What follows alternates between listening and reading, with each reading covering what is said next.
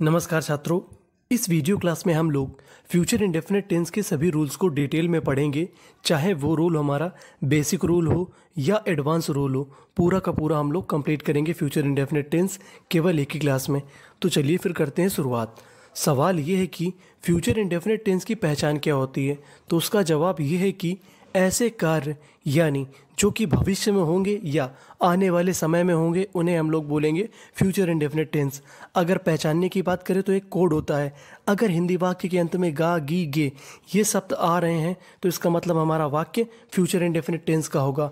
अगर बात करें इसकी हेल्पिंग वर्ब की तो इसकी हेल्पिंग वर्ब होती है हमारी शैल और विल।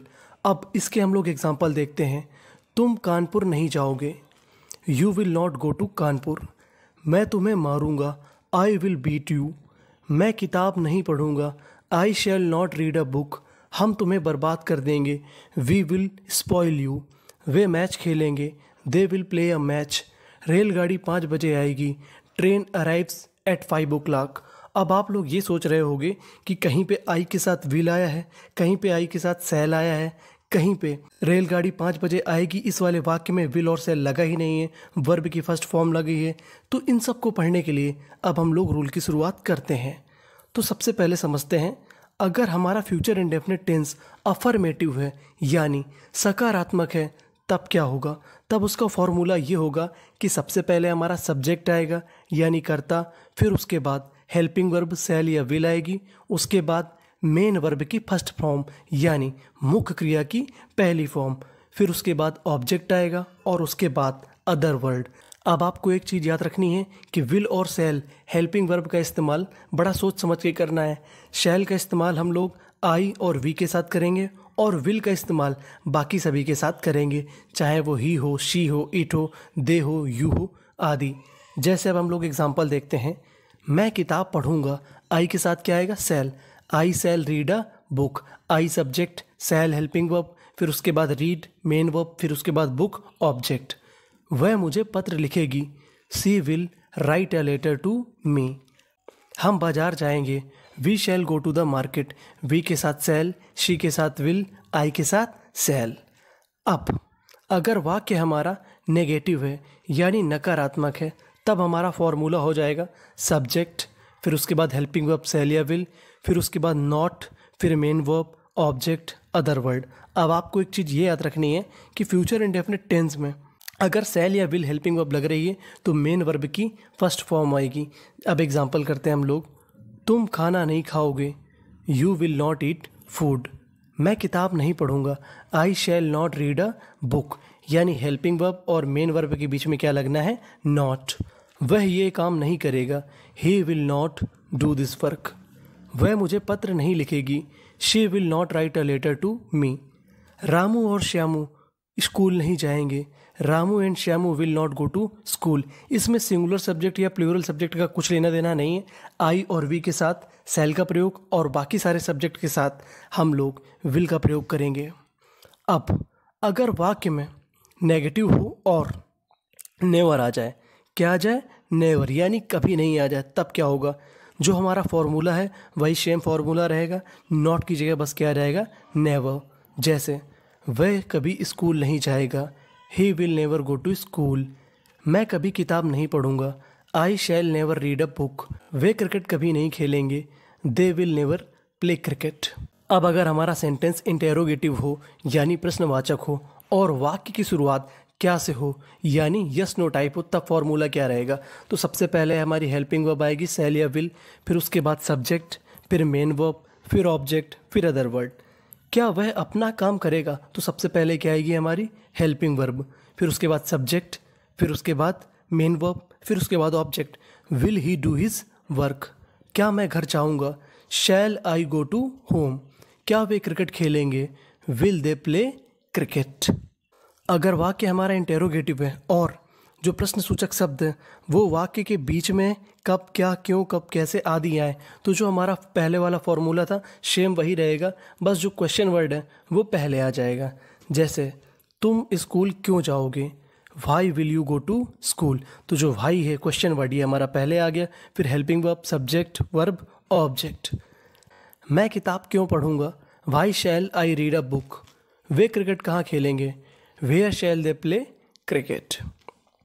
अगर हमारा सेंटेंस इंटेरोगेटिव प्लस निगेटिव हो तब जो हमारा फॉर्मूला होगा वो होगा क्वेश्चन वर्ड, शैल विल, फिर उसके बाद सब्जेक्ट, फिर नॉट, मेन वर्ब की first form, object, other word. यानी कहने का मतलब ये है कि सब्जेक्ट के बाद हम लोग नॉट का प्रयोग करेंगे या मेन वर्ब के पहले हम लोग नॉट का प्रयोग करेंगे। जैसे वह कब नहीं जाएगा, when will he not go. तो सबसे पहले question word, helping verb, subject, subject के बाद नॉट। क्या रामू आएगा, विल रामू कम। तुम स्कूल क्यों नहीं जाओगे, why will you not go to school. मैं किताब क्यों नहीं पढ़ूंगा, why shall I not read a book. अब हमें फ्यूचर इंडेफिनिट टेंस के स्पेशल रूल्स को पढ़ना है, यानी कहाँ कहाँ पर हम लोग फ्यूचर इंडेफिनिट टेंस के स्पेशल रूल्स का इस्तेमाल करते हैं। तो सबसे पहला स्पेशल रूल इसका ये है कि अगर दो वाक्य फ्यूचर इंडेफिनिट में हैं और दो में से किसी वाक्य में शर्त दी गई है तो शर्त वाला वाक्य प्रेजेंट इंडेफिनिट टेंस में बनेगा और जो बाद वाला वाक्य वो हमारा फ्यूचर इंडेफिनिट टेंस में बनेगा। कहने का मतलब दो वाक्य हमारे फ्यूचर इंडेफिनिट में हो जिसमें शर्त दे दी जाए तो वो वाला वाक्य हमारा फ्यूचर इंडेफिनिट में ना बन के प्रेजेंट इंडेफिनिट में बनेगा। जैसे यदि तुम यहाँ आओगे मैं तुम्हारी मदद करूँगा। तो यदि कौन से वाले में आया, पहले वाले में। तो जो पहला वाला है वो हमारा किस में बनेगा, प्रेजेंट इंडेफिनिट। जो उसका रूल होता था वही लगेगा। If you come here I shell help you. और जो बाद वाला है वो तो हमारा फ्यूचर इंडेफिनिट में ही बनेगा। जैसे अगला, जब वर्षा होगी तो मैं नहाऊंगा। तो शर्त किस में है, जब वर्षा होगी। When it rains I shall bath. वह आएगी अगर तुम बुलाओगे। तो शर्त कहाँ पे है हमारी, अगर तुम बुलाओगे। She will come if you call. तो जो शर्त वाला वाक्य है उसे हमें प्रेजेंट इंडेफिनिट में रखना है। रूल नंबर 2 है, अगर कोई काम भविष्य में 99% फिक्स है और बदलने की संभावना ना हो तो वाक्य हमारा प्रेजेंट इंडेफिनिट में बनेगा। जैसे प्रधानमंत्री कल दिल्ली आएंगे। तो कहने का मतलब अगर प्रधानमंत्री का कार्यक्रम फिक्स है तो इसका मतलब है कि प्रधानमंत्री आएंगे, उसको कोई टाल नहीं सकता। तो ऐसी कंडीशन वाले वाक्यों को हम लोग प्रेजेंट इंडेफिनिट में बनाते हैं। अगर आप चाहो तो फ्यूचर में भी बना सकते हो, गलत नहीं होगा। जैसे prime minister comes to Delhi tomorrow या prime minister will come to Delhi tomorrow, दोनों ही सही हैं। ट्रेन 5 बजे आएगी, train arrives at 5 o'clock, train will arrive at 5 o'clock। Rule number 3 है हमारा, अगर वाक्य में धमकी या दृढ़ संकल्प यानी डिटर्मिनेशन दिखाया जाए तो आई और वी के साथ शैल का प्रयोग नहीं विल का प्रयोग होता है। ये स्पेशल रूल ये है कि अगर थ्रेटनिंग या डिटर्मिनेशन दिखाया जाए तो जो हमारी हेल्पिंग वर्ब है वो चेंज हो जाती है। जैसे मैं तुम्हें मारूंगा, आई के साथ शैल आता है, लेकिन यहाँ पे धमकी है तो आई के साथ विल आएगा। I will beat you. हम तुम्हें बर्बाद कर देंगे, ये भी धमकी दी जा रही है। We will spoil you. तो वी के साथ क्या आएगा, विल। मैं यह काम कर लूँगा, यहाँ पे डिटर्मिनेशन दिखाया जा रहा है, दृढ़ संकल्प। I will do this work. हम पर्वत पर चढ़ेंगे, we will climb on the mountain. ये ताकत दिखा रहा है। अगला रूल है हमारा, अगर वाक्य में कमांड यानी आदेश, दृढ़ संकल्प यानी डिटर्मिनेशन दिखाया जाए तो यू, ही, सी, इट और दे के साथ विल का नहीं शैल का प्रयोग होगा। जैसे हमारा आई और वी के साथ विल का प्रयोग हो रहा था तो यहाँ पे हमारा शैल का प्रयोग होगा। जैसे तुम बाहर बैठोगे, ये क्या है, कमांड यानी आदेश। You shall sit outside. तुम्हें पुरस्कार दिया जाएगा, यू शैल बी अवॉर्डेड।